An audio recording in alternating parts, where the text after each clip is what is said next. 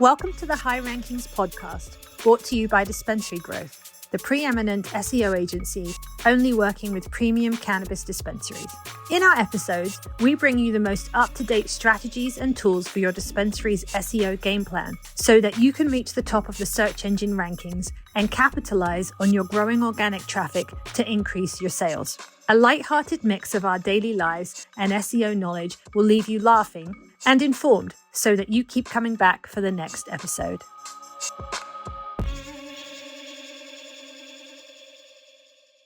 Hello. Welcome back to another fantastic episode of the High Ranking Podcast. With me, your favorite and your second favorite. He's also here too. The awesome one, duh. No, but okay. Anyway, life, what's new? Talk to me. Tell me what's going on. Went to the mountains over the weekend. We avoided, me and my girlfriend, it was Valentine's Day. We avoided I-70. I-70 is that road interstate we got kind of trapped on a Sunday many years ago when we actually visited Colorado. We were in the mountains and then we were coming back and we got stuck on the interstate going back to Denver. So we avoided that road and we went like a different direction up to a mountain town. Oh, okay. It's called Estes Park. It's where like Dumb and Dumber was filmed. It's where The Shining was. They have that haunted hotel. Okay. So we stayed there. It was nice. Drive is hour and 20 minutes. Drive isn't bad at all. And it snowed there, which is freaking awesome. So I was buzzing around in my car. That was cool. Had a good dinner. Stayed there. I found a great Airbnb. Let's see. That was Friday into Saturday, Sunday. Oh, with the ducks. Oh, yeah. And then I showed you pictures of the ducks. That was pretty cool. I haven't done that since, I don't know, since I was a kid, like going to the zoo. So in this mountain town, you kind of go up into the mountain. There's a little hut for coffee, really good coffee. And we walk in, there's like a pond right behind the hut and there's a bunch of ducks. And so you can go in when you get your coffee, they have a little scooper, like an ice cream cone scooper for duck food, duck feeding. It's like dried corn, basically. You scoop it up, it's like $1 a scoop. And you do that and you just walk in the back and you kind of throw it up at the, kind of like feeding pigeons, that you kind of like throw it up in the air a little bit. Well, we didn't know that. So me and my girlfriend was all excited to feed the ducks. Then we go outside and they kind of like swarmed her and she like dropped it. We were like, whoa, shit, that was kind of aggressive. They're feisty little fuckers. Not like the monkeys in Thailand, but they're kind of feisty. And so they all swarmed around the food, of course. And then, I sent you a picture of Dante. That was my G. Yeah, I saw him. That was my guy. And we fed the ducks a couple times. That was cool. Twice, found a great Airbnb. So we went out to dinner, walking distance. That was cool. We watched the hockey game at a bar. Hockey game. So there's a tournament right now. It's called Four Nations, NHL only players, but there's only 4 teams playing. So there's the US, Canada, Sweden, and Finland. And the other night was a fucking incredible hockey game. The moment the puck dropped, it was US and Canada. And there was some political background, because of the tariffs and Trump and everything. Oh, okay. Yeah. The whole place was booing the U.S. national anthem, which is kind of surprising in Canada because they don't normally do that. So it was pretty, there's some energy, right? Like in the crowd. The moment the puck drops, there's a fight. Like, bam, puck drops, bam, clothes are off right away. And it was a pretty good scrap. And then there are these 2 brothers that play, a set of brothers that play on the U.S. team, Brady and Keith Tkachuk. And Brady is a power forward, meaning he's like 6'3", like 220 pounds. He's like 23, 24, just like a rowdy person. Just goes to the net. He fights. He gets in people's faces. He face washes guys. He's not a cheap player, but I mean, he definitely hits and like finishes his checks. And he's also the captain in Ottawa. He's like 23, 24. It's like, this kid is an absolute savage. What's his name? Brady Tkachuk. And he is a mongoloid looking dude. I mean, he is like, or just plays for Ottawa? In the NHL, he plays for Ottawa. He's the captain, but he was born in St. Louis. Oh, okay. He's American. And the other brother, that's one brother, Brady Tkachuk. The other brother is Matthew Tkachuk, and he's known for being more of like a shit disturber, kind of like a pest, kind of cheap. He'll drop the gloves every once in a while, but he did just win a Stanley Cup. Oh. So the brother, Matthew, the smaller one, he got in a fight right off the draw. And then during the fight, as the 2 players go down, the brother, Brady, the rowdy one, like there's camera angles of it now. He's basically screaming at somebody on the Canadian team. He's like, hey, you and I are next. We're fucking going. We are Oof. doing it. And that Kachuk kid, like I said, he's a big boy. Sure enough, players go to the boxes, they're done fighting, they get the fight. Nobody's hurt, they punch each other in the face, whatever. No cheap shots. The moment the puck drops, another fight. That Brady kid, he drops him, obviously with Canadian player, and they had a great scrap. They go down. The place is erupting right now. The place is fucking going, it's going bonkers right now. 2 fights in like 2 seconds, basically. Damn. In an international game. Like this has never happened. Oh, okay. And then, so you have the 2 brothers in the penalty box. They give each other like big hug. And then the puck drops, one shot on net, another fight breaks out. And these guys are throwing them. Not quite as good a fight, but still, like the Canadian player was big. That he's a big dude. The U.S. player is just a honey badger. And he goes after him, whatever. They punch each other in the face. Nobody gets hurt. They both go to the box. The place is erupting right now. And there's a couple big hits. That Brady kid, he laid out a Canadian player behind the net. I mean, he fucking smoked this guy. Great game, hell of a game. US ended up winning. And that was one of the best games I've seen in years. Like years, at least 10, 12 years. Like And the game was good, or just because they were fighting every 5 seconds? just like the energy behind it, because like there's some tensions politically, and the tariffs and all that, and the players said like, no, like we don't appreciate getting our our anthem booed. And then they went in there and they definitely sent a message. Not that maybe they bullied them a little bit. I think Canada is the more skillful team, but US is like grittier, like that sandpaper kind of like, I'm just gonna punch you in the face.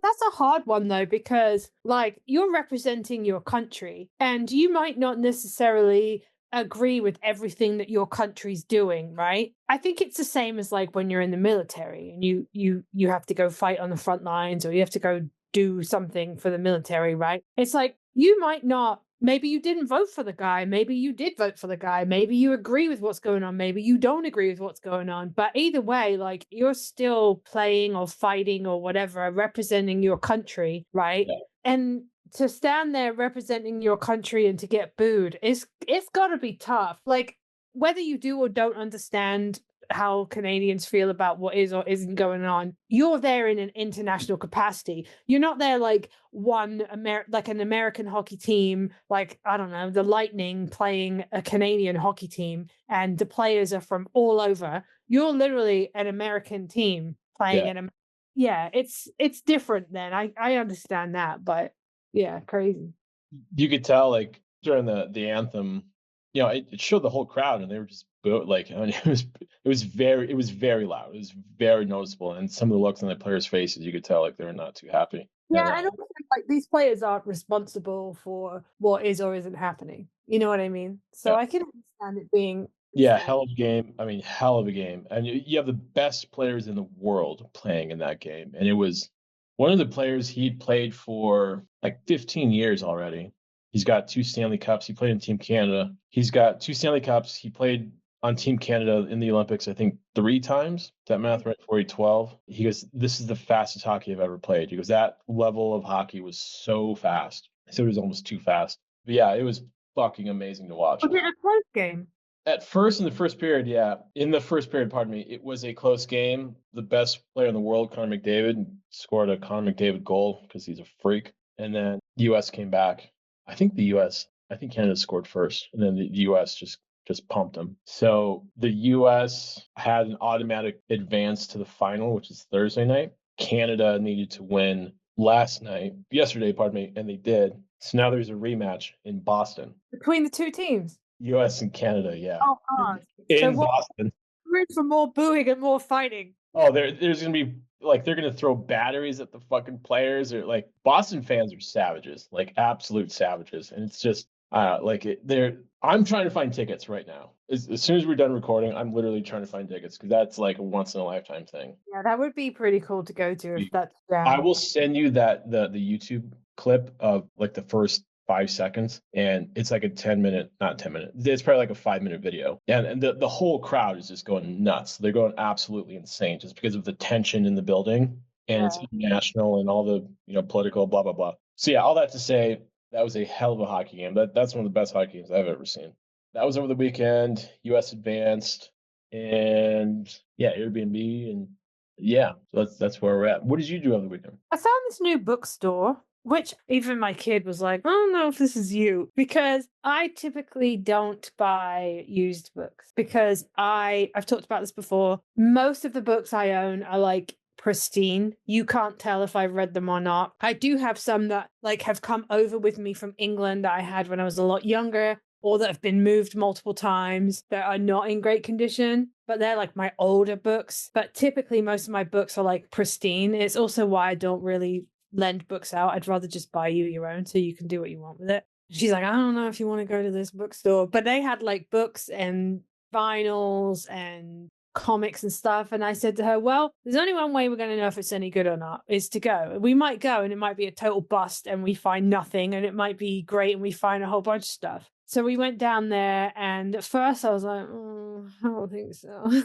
But then I found this one section where they must have been like, they knew, it's called the Book Rescuers. It's owned by this couple, and they started out life in their garage, and they just had a garage full of all of these books, and they sell them from like between $1 and $3, and that's it. Like they don't go any higher. Whereas the used bookstore up by me, they charge you like half the price of what the book was originally, which can be anywhere from like $8 upwards. So this is a really good deal. And at first I was like, the authors I didn't recognize, I was like, oh, I think this is going to be a wash. And then I found this one section where they must have just got books in, but they hadn't put them on the shelves yet. And I found a bunch of books in there. I found about, I think I came home with 10, and they're all in really good condition. They may not be like straight out of like Barnes and Noble condition, but they are pretty, most of them are really good condition. And then my kid found 2 comic books. So yeah, that was kind of cool. I feel like it's one of those places where every time you go, you're going to have a different experience because it's going to be based on what they have at the time. So you might go one time and just be completely spoilt for choice and have so many books that you're interested in to choose from. And then you might go another time and there's like literally nothing. You know what I mean? Just because of what they get in. But they get, people donate books, like people whose relatives died, for example, and they'll get books from that. Yeah, mostly they run completely on donated books. Yeah, and they literally charge like between $1 and $3. Where is it? It's like about 45 minutes away from me, south. So yeah. What comics did she get? She got one for her, which is, I think it was a Punisher one, I think. And then a friend of hers is into The Boys, and it's a comic to do with The Boys. I'm not exactly really sure exactly what it is, but she actually bought that for a friend of hers. So yeah, so she did that. So that was pretty cool. We were thinking about going on the boat on Saturday, but it was too windy. And then this weekend I'm going away, and the weather is so nice here right now. I had the windows open all day yesterday. They've been open all day today. It's supposed to get, for us, pretty chilly for this time of year. So they won't be going on the boat while I'm gone because it's going to be windy and probably rainy. So they're kind of bummed about that. But yeah, I go away this weekend for a few days, so that will be nice. Where are you going again? Savannah. Oh yeah. The bed and breakfast. Anyway. And I'm finally getting to eat at the Pirate House because I made a reservation this time. Yeah, Austin showed you the picture, didn't she? Yeah, remember? And you and me were both like, nah, fam. Yeah, I was like, nah. You're reaching. She still swears by it, but I think she's reaching. That's nothing against her because I really enjoy her. I think she's a lot of fun, but I think on that one, she wrong. yeah, I'll tell you, whether she's right or wrong, I would not stay in that Savannah Airbnb. That is just. By the way, there's another hotel that's like a bigger hotel that's on Broughton Street, which is like allegedly the most haunted hotel in the city. Did we go by it? Yeah. Hold on, I'll look it up. We did. Street, Savannah. It's a big one. The Marshall House. Definitely went by it because we were on Broughton Street. We walked down Broughton. I think it's on Broughton Street. Is it Broughton Street? Yes, Broughton Street. We walked down Broughton Street to get back from our tour. We were only on it for a little bit, I think. When we were coming back from the tour back to my hotel where we had drinks, we walked like a little on Broughton Street. Is that where we tried to go to the first bar? Maybe, I think so, because that's where like Leopold's is and all that stuff. That's down that way. Okay. All right. So next time we go, we got to stay at the Marshall House. No, not fam. Yeah, we'll be fine. I'm not about that life. Well, anyway, so yeah, that's happening this weekend. So I'm very excited about that. So I don't think I have any other news to inform you of at this particular moment in time. I think that's it. Guess that's it, huh? I guess that's it. I guess we actually have to talk about today is the big F1 launch at the O2 Arena in London. It's at 3 o'clock my time, so I'm gonna miss the start of it because I have to go to a doctor's appointment. So I'm kind of bummed about it. But it's the big launch of all the F1 liveries today. It's weird the way that they're doing it. I don't understand it. I don't know why they're doing it this way. Normally, each team does their own kind of launch of the livery. From what I understand, none of the drivers are super happy about it. I'm going to say this, but with the caveat that I don't really know how else to explain it, and I'm not necessarily talking shit.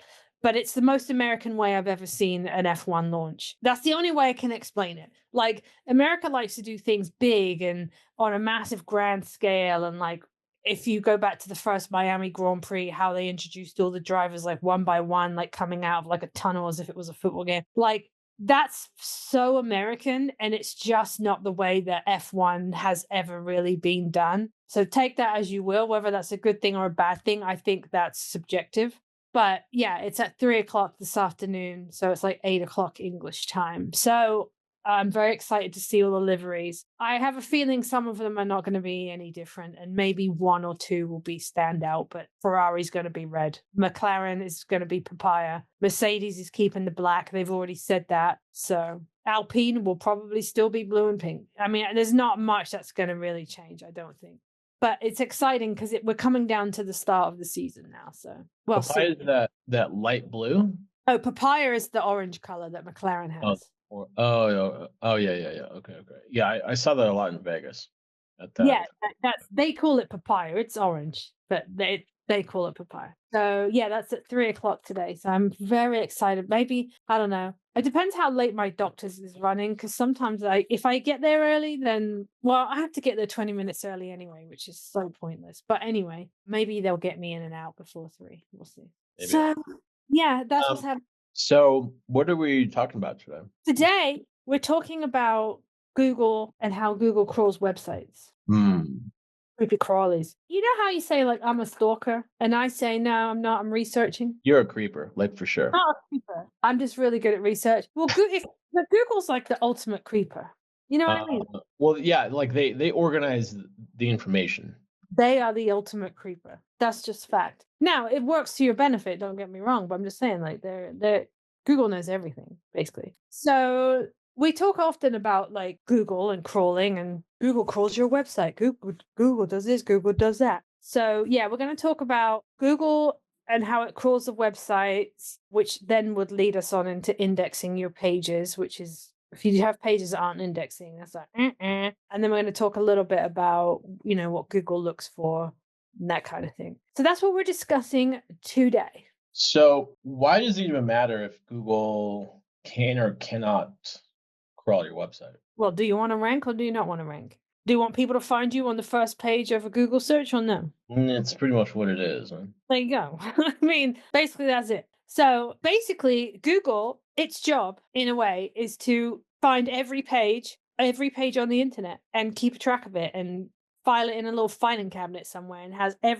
it wants every page on the internet, which, as you can imagine, is like a full-time job for sure. So in order for it to do that, it sends out crawlers that's become known as, but basically that it's just a big program that Google created. It's automated, and it crawls every website and therefore every page on the internet, and it either finds new ones or refinds the same ones. It reads them and it stores all of the information from those websites, and it does this 24/7, constantly, all the time. So that's what it does. And if you don't get crawled by Google, I mean, I don't know how you wouldn't get crawled by Google. It'd be really hard to not even, I guess. But the idea is that your website will then become known to Google, basically. So it goes, oh, I've been to this website before, because it's crawled it and it's found it. And then it goes, oh, I've read this page, read this page, read this page. Oh, this is a new page. Oh, okay. Let me read this page. So then it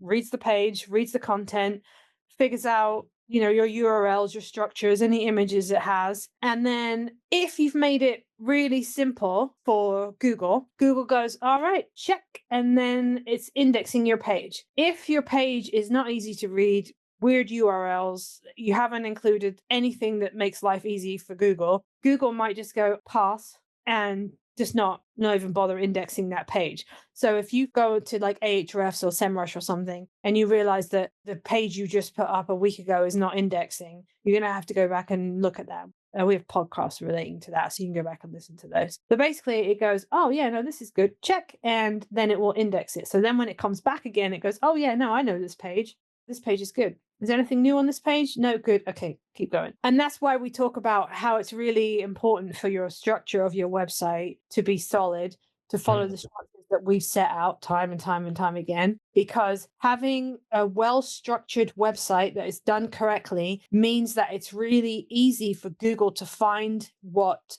you want it to find. Without that, it might not find it. And if it finds it, it might not index it. So that's why we always talk about, like, make sure that you have the structure of your website. It is down. Your URLs make sense. Your URLs are in line with what they should be, because your job is to make it easy for Google to crawl your website and for the information on your website to make sense to Google, so that Google indexes your pages, and therefore it will help with ranking when it comes to search engine results pages. Okay. That was long. That was a whole thesis on crawling. That's pretty solid. So then you touch on structure of a website. Like, of course, we've got to make it as easy as possible for the website to be found and crawled, read by Google. Other than structure, what are a couple of ways that somebody can make it easy for Google to crawl? Are you talking about pages? Is that what you're asking? Well, for example, you can make sure that you have meta tags on your imaging. Well, URL is structure. Make sure that you have, if it's a blog post, you have like H1s, H2s, it's laid out correctly. You could use schema. You need schema. Make sure that your schema is on your pages. Make sure the information on the page is relevant to what you're calling the page, i.e., if your H1 and your URL reflect that your page is about indica versus sativa, let's make sure your page is about indica versus sativa. I think site structure is a big one. I think another one is site speed, UX. Having good hosting, having a CDN, without getting too technical, just have the website load fast. Nobody wants to have a slow website, especially as an MSO. That's such a weird signal. This big established MSO, and then your website takes like 3 seconds to load on your phone. That's so weird. That's also really bad for your SEO. Another one that you were kind of alluding to, another way to make Google crawl your website and read it, spider it, all that, is having quality content. Expert authoritative, it's the EEAT. Expert authoritative content, answering some sort of question, or, our dispensary is located in Denver, something like that. So you have Denver, like you were saying, Denver in the URL, Denver dispensary in the title tag, meta descriptions, the content, any kind of queries or questions about Denver dispensaries, and then having your Google business profile information embedded on that page, so that it shows up locally when scraped, when searched for. And I think structured, well, you said schema markup already, but also having up your local factors, local SEO factors, so like your name, address, phone number, and then your GMB, Google Business Profile, with your full business name, address, phone number on there. Reviews are huge. I know this isn't really for the website, but to show up locally, you need this. And maintaining some sort of engagement with your customers through the GMB. All that, like, it's all cyclical. Like, having a structurally sound website, quality content, no bullshit backlinks, having a clean backlink profile, and then technical stuff like schema and page load and all that will make Google's job easier to find your website and scan your website and get your website to show up. And we've talked before, actually, I think we did a whole podcast episode on crawl budget. And basically, I know we did a whole episode. I was trying to remember how far back ago. It was quite a while ago. But we were talking about like what affects the crawl budget, and things like you just said, backlink, site speed, those things. But also domain authority is a big one, which you're only going to increase your domain authority if you're putting content on your website that is relevant. Yeah. So everything affects everything, if that makes sense. Yeah. Like, I know that's sounds like such a dumb thing to say, but like, oh, well, my domain authority is going to affect my crawl budget. But in order to increase my domain authority, I need to make sure that I have the relevant content, but Google's only going to read the content if it has a crawl. Like, it's just that everything kind of connects and interconnects. So that's why you might want to go back and listen to that crawl budget episode, because I do think there's I think there's useful things in every episode we do. But yeah, in order for it to crawl more of your pages, you need to increase that domain authority, and then it's going to crawl more of the pages. But again, that comes with Google recognizing your website, knows it's been there before, and knows every time it's gone there, all of the information is the way that it should be, that you've made it easy for it to crawl your website. And then the information that it's been finding on your website has been exactly what you're saying that it's going to be. And therefore you're increasing relevancy, you're increasing your domain authority, and therefore will be increasing your ranking. That's it. Yeah.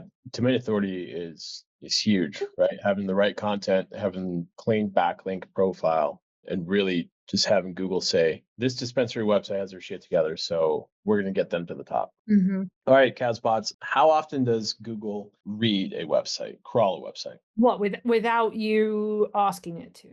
Yeah, so like without using like Search Console or like URL Inspector. Because there's a couple of ways that you can like prompt Google to crawl. One would be like a sitemap. If you submit a sitemap, for example, that obviously will prompt it to crawl because you're just submitting a new site. You're saying, hey, Google, look over here. Something new is over here. So there's that. You can also request that Google crawls a specific URL. So say, I don't know, 420 is coming up, right? And say you just created this blog about 420 and it's super cool and you really want to get it like pushed up. You can submit that specific URL for that blog through Google Search Console and request indexing, and then it will take a look. But without that, if you don't do either of those things, you're probably looking at about every 3 weeks, once a month. So that's typical. But remember the things that are going to affect that, right? So your site structure, your quality of your content, and also optimizing your pages. If those are done and they're done well, then they'll probably crawl your site more frequently versus if they're not done. But yeah, you're looking at average about once a month, and yeah, probably take, I don't know, what does it take, like an hour or two, something like that, for them to crawl? It depends on the size of your website, obviously. Yeah, it depends on the scale of the website, your menu, your hierarchy, the structure, all that. I mean, there's a lot of factors, but obviously, getting your website crawled more frequently is in the best interest of the site. 100%. But I will say this, if you are asking Google to crawl a specific URL, like we just talked about for like 420, or you're submitting a sitemap, you better make sure that your shit's on point. Yeah. It's got to be tight. Yeah. Don't be not optimizing any of your pages with a shit URL and no schema and no metadata and be like, hey, Google, check out this page. Yeah. Like, right. Good linking, good like internal linking, off-page linking, all that. Yeah. Like your stuff's got to be on point. 100%. Otherwise, absolutely not. Yeah. So again, you can effectively force it, but even when you ask it to look for a specific URL or you submit a sitemap, it's going to go to that URL. It's not going to necessarily crawl the whole web page. So just remember, I think we've covered most of it. I'm just going through my notes here. What you can do, we've got action steps here that we have written up here, like what you can do to improve the crawling and indexing. And I kind of feel like we talked about it. Page speed, obviously, you mentioned earlier. Internal linking, make sure all your linking, none of your links are broken. You do not want that. Sitemap, we talked about. Running a Google Search Console audit or an audit at all, like Screaming Frog or something like that, is going to be able to check for any errors. We talk about audits all the time. You want to run an audit, a Screaming Frog audit, as a matter of like, it does it automatically. You can set it up automatically. So you definitely want to do that. And then, I don't know this one. This is more of a you thing than a me thing, but it's robots.txt file to make sure your pages aren't blocked. Yeah, so like you can block certain pages, but like this would be like where your Dutchy file goes in. So it's making sure that like parts of your website are not saying it's to make sure that parts of the website don't say don't read this part. So like so it's making sure that there's no roadblocks up. Why would you have a roadblock on your website? Is that an error? It depends on the scale of the website, but maybe some pages don't want to be indexed. Like if it's a big e-commerce site, like I don't know, like an auto trader website, some of those pages, like as you check out, don't want to be indexed. That's a good question, actually. Robots. I'm just curious because why would you have a website where you're like, oh, just don't look at this page? Yeah, some pages just have low value and shouldn't be indexed. Like so just unblock a page. Keep Google from indexing private photos, expired special offers, or other pages that are not ready for users to access. Oh, so say like you were running a promo and you had the page ready, you just didn't want it to index yet. Yeah. So then you would remove that block when you're ready and then run a site map in or request a URL. Yeah. Cool. Right. That's a good question. We've never done that before, though. That's something new for us. See? I don't think so. That'd be more of a Brady question. Are we boring you? You are, yeah. Oh, that's nice. That's really that's so nice. Appreciate it. Great. Okay, well, on that note, I think we're done with Google and its little spiders that crawl all over everywhere. I am calling this now in regards to the hockey game. I think US is going to take it down. It's happening Thursday night in Boston. There's going to be a buzz that entire day. The game's at 6 Eastern. Oh, no, pardon me. 6 Mountain Time, so 8 Eastern. That entire day is going to be mayhem in Boston. You're going to go and try and find tickets? I'm going to try and find tickets. Do you have like a maximum amount you're prepared to spend on this situation? Yes.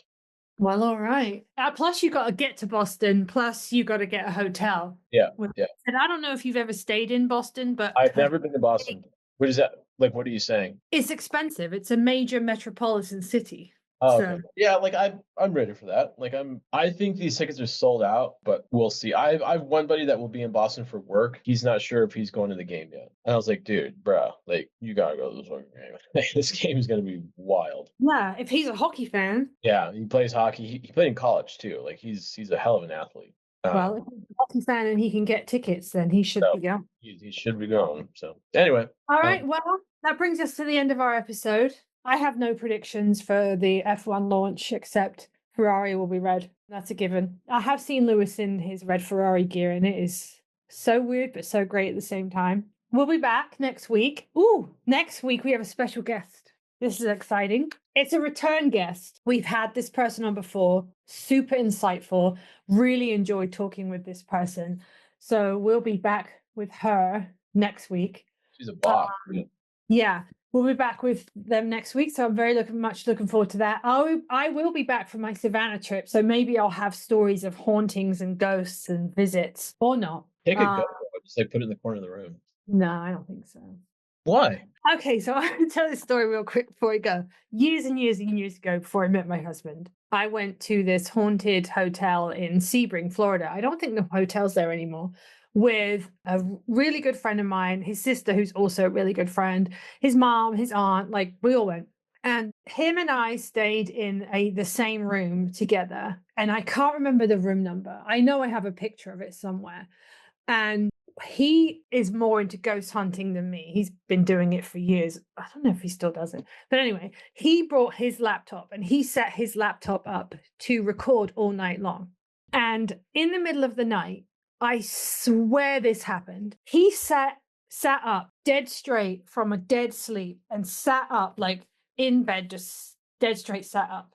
And I was like, I didn't know what was going on. And I don't remember exactly, but I think I just basically like talked him back into going to sleep, something like that. But I know for a fact this man sat up dead straight in bed. Like I did not imagine it happened. So the next day we get up and he puts the video on, the overnight video on, and just speeds through it. And not one time in this video does it show him sitting up. Mm-hmm. I swear to God, he sat up. Like I wouldn't make that shit up. Never happened on tape though.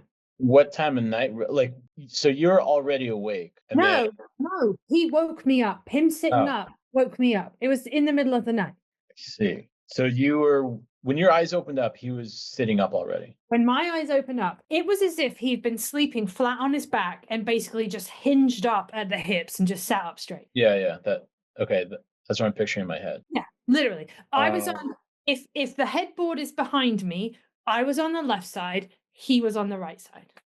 Okay. I mean, to me, that's even more reason to have a GoPro set up this Should. time. Yeah, I need to. Well, yeah, I don't think I'm going to do that because I'm not bringing my laptop. But anyway, it's exciting. I'm I think excited. it's good, I but think we're going to go and do we're either going to do the Andrew Lowe house or we're going to do the Sorrel Weed house. We're definitely doing the Mercer house, which I've done before, but I'll do that a million times because that allegedly is haunted as well. Yeah. not for me, fam. That ain't me.